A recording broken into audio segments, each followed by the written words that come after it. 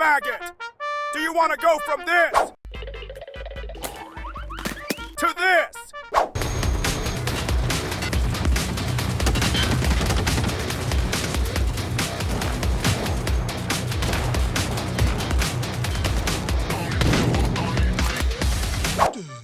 Well, look no further, 'cause you're in the right place.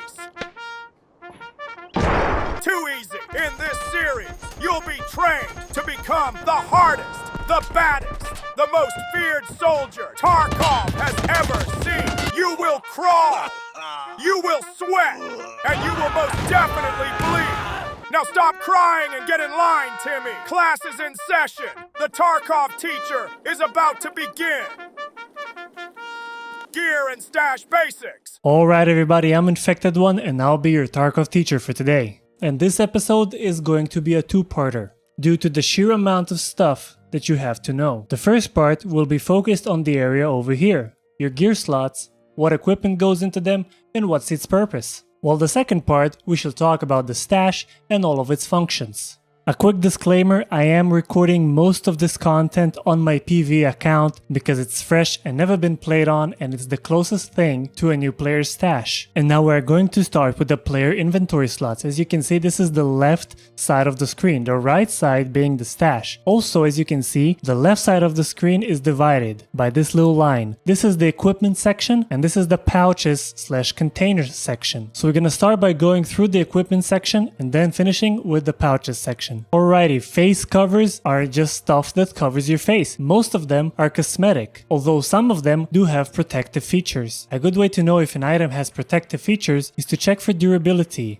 in the right lower corner of the item, for example like this body armor or this helmet. As you can see, this half mask does not have any durability, meaning it does not have any protective features. Now I always recommend wearing a face cover. This is our PMC without face cover. As you can see, his face just stands out like crazy. But if we wear a balaclava instead of the half mask we had, we are much more camouflaged and harder to see. Now moving over to eyewear. Basically glasses. Their main purpose in the game is to protect you from flashbangs. And some glasses even have ballistic protection, although very low. And as before, whatever has ballistic protection will always have the durability in a right lower corner. Different glasses have different flash protection. For example, this one has 10% and this one has 15%. And also, look at that swagger. Moving over to the headwear slot, place for helmets and hats alike. Now, as the obvious statement, hats do not provide ballistic protection, not in the game and not in real life, so be careful with that. Now, as a rule of thumb, I always recommend wearing a helmet. Helmets do save lives, even if sometimes it doesn't feel that way. Also keep in mind that headwear is probably the first place where you're gonna encounter slots conflicting. And what do I mean by that? Imagine you wanna equip this here helmet. You're trying to drag and drop it, but you cannot because it says that you cannot install both the Razor and this helmet. Razor being the headset. Now see, Tarkov is designed in a way where some items cannot be equipped with others because it does not make sense. And if we inspect this here helmet, we can see that in the description it says it has short side boards, meaning you cannot fit a headset underneath them. So that's why we'll have to take off the headset and only then we can wear the helmet. Now because Tarkov is Tarkov and you must suffer at all times, some conflicts don't make sense. For example, this boonie hat. You would imagine that this can go over a head with a headset on it, but again, it cannot. And now if you think there's some magic helper in Tarkov that will tell you what conflicts with what before you try it, you are very wrong. Tarkov won't do it and you will have to learn everything with trial and error. If there's one thing Tarkov doesn't do is hold your hand. So you can't even imagine how lucky you guys are to have me, your Tarkov teacher. And as a rule of thumb, for headsets that conflict with headwear,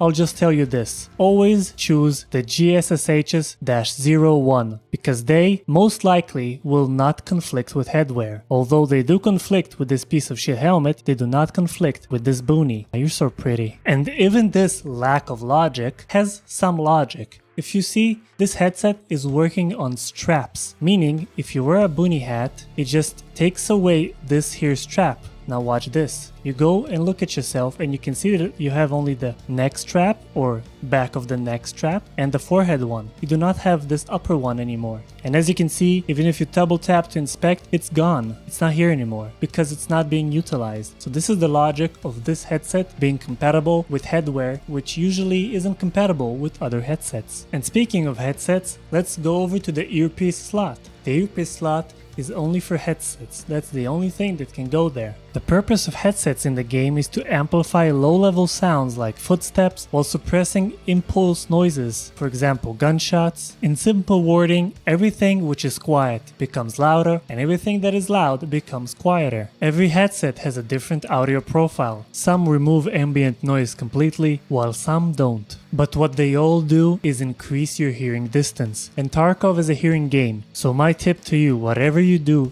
don't go without the headset. You will always be in a major disadvantage from your opponents. The hearing distance between the headset models is not as big as the hearing distance between having a headset or not having a headset at all. So keep that in mind. More information about the headsets is going to be in a different separate episode. Next up we got the armband slot. Now the only two reasons to wear an armband, the first one being you are new to the game and playing with a friend who is also new to the game. So you both want to buy some armbands of matching colors and then you can distinguish which one is a teammate and which one is an enemy. The second reason being you got a cool armband that you found or maybe you did a quest for and you just want to wear it and brag it. That's about it. Keep in mind, armbands cannot be looted off your body when you die. Next up we got the Dogtag slot. This is purely cosmetic. You cannot remove the Dogtag off yourself. Dogtags are a mean for other players that have killed you to take your tags to know who you were and how you died. Basically, the Dogtag can only be removed from a PMC once he is dead. The reason the Dogtag slot exists over here is because you can change how it looks. For example, I have the Edge of Darkness edition, which gives me the option to have my Dogtags golden in color. But I can change that. I do not have to run around with golden Dogtags. I can just make them regular Dogtags. And that's about it. You prestige, you can get another kind of Dogtag. You buy a different edition, you have another color for your Dogtag. That's about it for this tab. Next up is the gun slots. We have the holster for your pistols, we have on sling, which is the main gun, and we have on back, which is the secondary gun. As you understand, PMCs, you can always carry 2 guns on you and 1 pistol. Now it's important to know that pistols cannot go in your main gun slots, only in the holster. Now I'm gonna equip another weapon on my back. Now as you notice, each gun has a number next to it. This is your keyboard hotkey. Pistols will always be number 1, your main on sling will always be number 2 on the keyboard, and your extra on back gun will always be number 3. Also the melee in the sheath is always gonna be the letter U.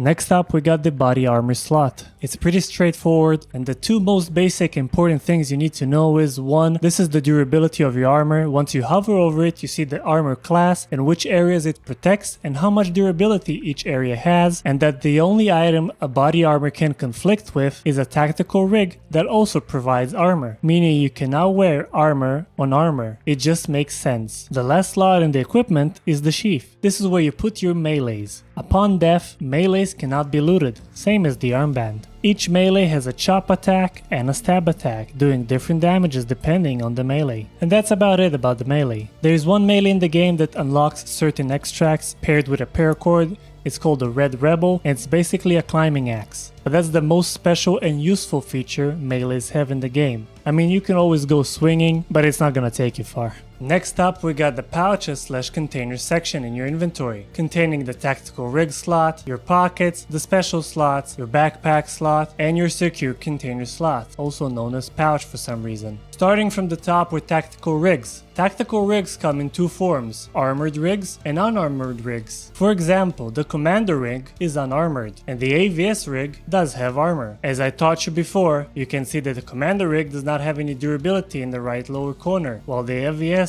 does. And upon further inspection, you can see that it has armor points, plates, and soft aramid protection. Now, as previously mentioned, you cannot stack body armor with an armored rig. So in order to wear an armored rig, you must not wear body armor first, just like so. But what is the whole concept of the tactical rig, you might ask? Is it not just a backpack that goes on your chest? Well, no, it's not. And I'm surprised you even asked that. You should be ashamed of yourself. Simply explained, the tactical rig is the piece of gear that allows you to do quick actions without accessing your inventory, such as reloading, throwing a grenade, using any hotkeyed item that you have like medications, stims, and even a bottle of water. For example, it will come as no surprise that the button to reload in this game is R. While in raid, pressing R can only reload your gun if you have another magazine in your tactical rig and or pockets, but I'm gonna leave it for later. If, for example, these two magazines were in my backpack, pressing R would do nothing. I would have to manually go into my inventory and right click and press install in order to switch mags. And as you might guess, doing so in the middle of a battle just might get you killed. You want to have.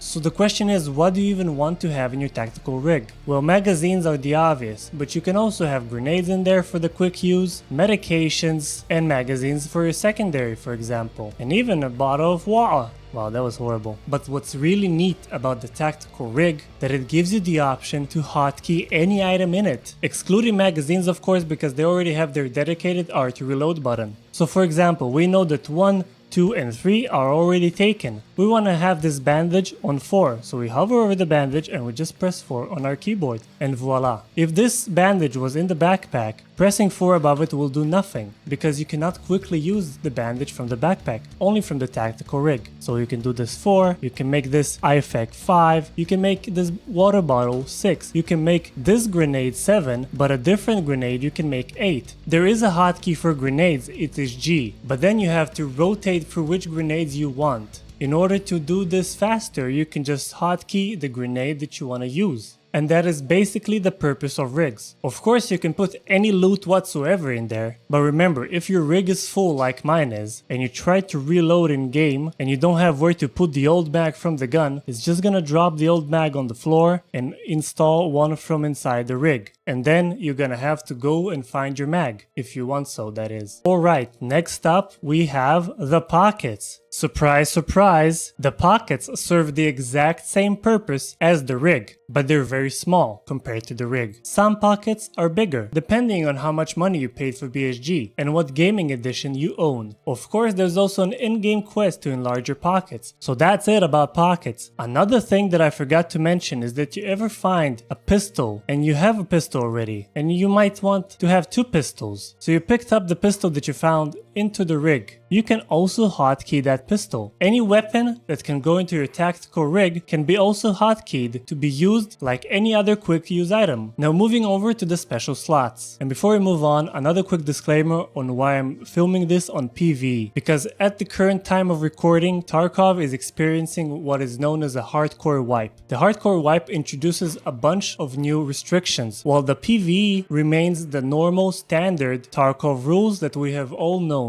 Now I do not know what is gonna be in 1.0, but when it comes out, we're gonna check it out, and there's gonna be a separate episode for that, of course. I will however mention that in the Tarkov wipe right now, the hardcore wipe, not the PvE but the PvP, the only difference that I know about in the special slots that you can put a CMS kit, and on PvE, the regular rules, you cannot. And just in my opinion, this is one of the things that might stick for later wipes, even though there will not be hardcore. But currently, I'm just showcasing in case they're gonna not do it ever again. So, special slots. They are special for multiple reasons. One, because they can contain any item which is considered special in the game, and also because upon death, same as your sheath, armband, and secure container, they cannot be looted. So anything you have there is safe. So what can you put in your special slots? Well, like I said, any special equipment, like this Letterman multi-tool, this marker that you will need to mark a lot of items for a lot of quests, and any type of flare. Flares are not considered special equipment, but they are considered special weapons. So it's gonna look like so. Now if you go to our handbook, and we go to special equipment, you're gonna see that there's a lot of different kinds of special equipment available in the game. Most of them you can put in your special slots, with the exception of 2, the body armor repair kit and the weapon repair kit. This cannot go into your special slots because they're huge and it won't make any sense. We're going to come back to the handbook in a later section of the video. The items in the special slots cannot be hotkeyed, all but the flares, because the flares are the only equipment that you can actually hold in your hand and use, so they're the only ones that go into the special slots, which are allowed to be hotkeyed. Having special slots for special equipment doesn't mean that they cannot go anywhere else in your kit. They can go into your backpack, your pockets, your rigs, anywhere you want. Some restrictions like flares cannot go into your pouch, but other than that, they can go everywhere all the time. Now moving over to the backpack slot, it is basically where you put all the shit you found in raid. As I said, the difference between the backpack to tactical rig and pockets is that you cannot quick use anything out of the backpack. So it's basically just a backpack. It works the same way as a real life backpack. That's about it. And now moving to the holy grail of equipment. Your secure container, your pouch, your ass, as they might say. This item right here is the answer to all your problems. Anything you put in this secure container is gonna be saved upon the death of your character. So in this case, and only in this case, size does matter. Now because I'm an owner of the Edge of Darkness edition, which is no longer available to purchase and is replaced by the Unheard edition, I start my game with a secure pouch which is 3 slots by 3 slots. Now if you're an owner of the standard edition of the game or the left behind edition of the game, you're going to start with the small baby 2-on-2 container, the alpha container. And if you're an owner of the Prepare to Escape edition, you start with the beta secure container, which is 3-on-2 on size. Now starting out with a small container does not mean you cannot enlarge it. You can use various methods like pills, pumps, wait, we're talking about containers. What I was trying to say is that you can get bigger secure containers by doing quests and just playing the game. So starting out with a small secure container is not the end of the world. Now the secure container does have restrictions on which items can go inside it and which items cannot. And again, because of the Tarkov hardcore wipe which we're experiencing on the PvP servers right now, the restrictions have changed. So I'm gonna showcase using my PV account the regular restrictions that we always had before the hardcore wipe. Again, I do not know what the restrictions are gonna be in the full release, but I'm assuming that the changes are not gonna be that significant like the hardcore wipe introduced. And instead of showing you what you can put inside of it, I can just showcase what you cannot put inside of it. It's gonna be much simpler. Magazines, you cannot. Even if the magazine is empty, you still cannot put it. Grenades of any kind do not go inside. Anything with armor does not go inside. These glasses are armored, so you cannot put them in the pouch. And these are also glasses, but they are not armored, and you can put them in the pouch. Something important to note. You can take out a front plate from this trooper, and the front plate, although being armored, you can put in your secure container. Any type of tactical rig cannot go inside your secure container. And as I mentioned earlier, flares can also not go in your secure container. Another thing is that weapons of any kind cannot go into your secure container, except melee weapons. They can. Headsets are okay, along with any headwear and face cover that doesn't give you any protection. Now Tarkov being in its beta state for the past 9 years, there are some oversights. For example, this is a face shield going into your face cover slot and provides protection. But for some reason, it can also go in your secure container. Why, you ask? Well, I have no fucking clue. Let's hope one day this will get fixed. So if you want to catch all the oversights in this game like Pokemons, the best thing I can suggest is trial and error. So this was it for your inventory section. But before we continue, I want to show you this feature. As you can see above any slot which you can equip an item in, there is this button where you can press and choose an item from all the availables. The availables are only the stuff that you have inside your stash. So for example, I can press here and see that these are all the options that can go into my headwear slot. You can even see that this is grayed out because it's conflicting with the earpiece that I'm currently wearing, so it won't let us equip it. But I can choose whatever I want and it's gonna be so quick. It's much quicker than looking for the helmet in your stash and then removing this and dragging this. So utilize this, please, it's gonna save you so much time. And it's also true for every single piece of equipment that you wear on yourself, just like this. See, as simple as that. You can switch a rune, anything you want, and if it's conflicting, it's just gonna tell you what's conflicting, so you can remove the items from you. And one last thing, Tarkov does have a preset system. It's very lousy. it comes with custom presets like this, which are very bad. It's not that the presets are bad, some of these kits are good. And the whole concept of the preset is that you can just press on the preset, press equip. If you have something missing, you're just gonna buy parts just like this from the list and just equip it, and you're just gonna be wearing this instantly instead of coming back to your stash and trying to put this and putting this. You know, the point of this is making things faster, but it was introduced and never ever polished. So right now it's a useless hunk of junk. For example, tell me what's wrong with this here preset.